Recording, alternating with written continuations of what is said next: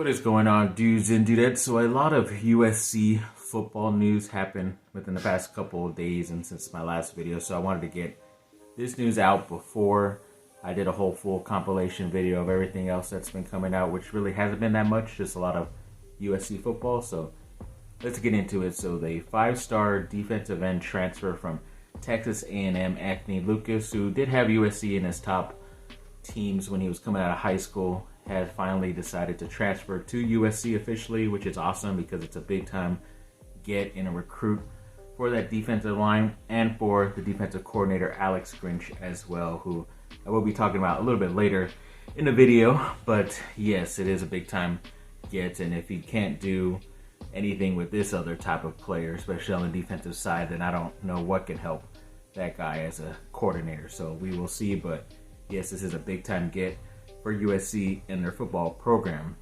And when it comes to another player transferring in from Washington State who played for the first part of the year and then got hurt, but he is 100% ready to go, and that is Jarrett Kingston, who is from NorCal, so he's a California type of guy, and he's wanted to just stay out in the West Coast and play in the Pac-12 because he's used to it. I know he might have almost went to Ohio State, but decided to stay closer to home, which is nice. And he's a very versatile guy. They list him as an offensive tackle, but he could switch to guard as well. So definitely very excited to have his final year at USC, where USC can definitely use him on that makeshift offensive line and very young offensive line.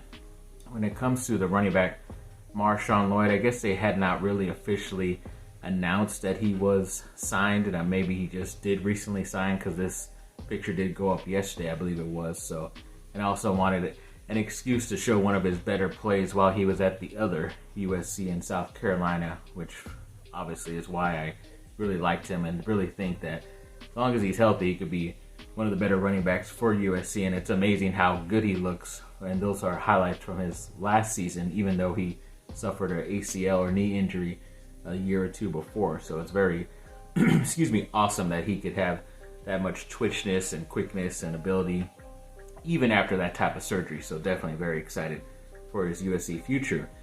And of course, we're bringing in a lot of guys to USC football, so we'll have to have a lot of guys transfer out. So one of the top four-star wide receivers from out here in SoCal and Centennial High School, Gary Bryant Jr., he did not play at all this season. He was basically on the scout team and didn't want to use up his eligibility this year and play in any games for USC because he kind of saw the writing on the wall and there's a little bit better players around. And he now officially is entering in the transfer portal, which sucks because I still think he's a very talented dude. It's just USC continues to bring in very talented guys and could end up bringing other guys. I know a guy from Cal, the wide receiver, Sturdivant.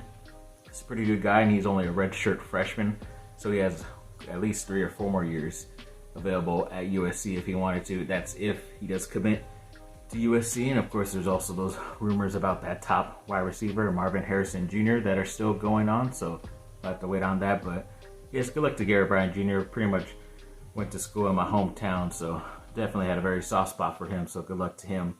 Then Britton Allen, who's been a defensive back for USC. He's from Florida, I believe it is, the state of Florida, and he's been there the past couple years, but he's never been able to be healthy enough to get onto the field. He's always had injuries, which sucks for him.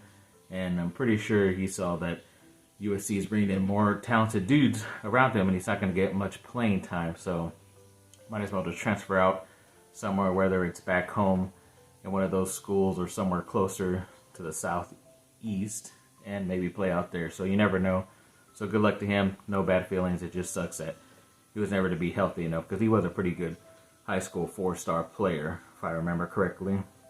Then Reggie Bush the other day was selected to the 2023 Football Hall of Fame class, which apparently is different from like the NCAA stuff. So I guess that's why they kind of did accept him, even though the NCAA does not include Reggie Bush winning the Heisman Trophy, which is still freaking crazy. But he made the list with a lot of really good dudes, especially in college, like Tim Tebow, Eric Berry, who went to Tennessee, a lot of other guys who did well in the NFL, but were probably still pretty good in college, even though I never got to see them. But yeah, overall, it's a pretty great class, and hopefully this is just another step forward that where USC just doesn't give a damn and just puts his Heisman Trophy out there and shows it off in Heritage Hall with all the other Heisman Trophy winners. And hopefully in the future, Reggie Bush will be invited back to the Heisman Trophy ceremony out there in New York and be able to congratulate maybe the next USC Trojan winner. You never know.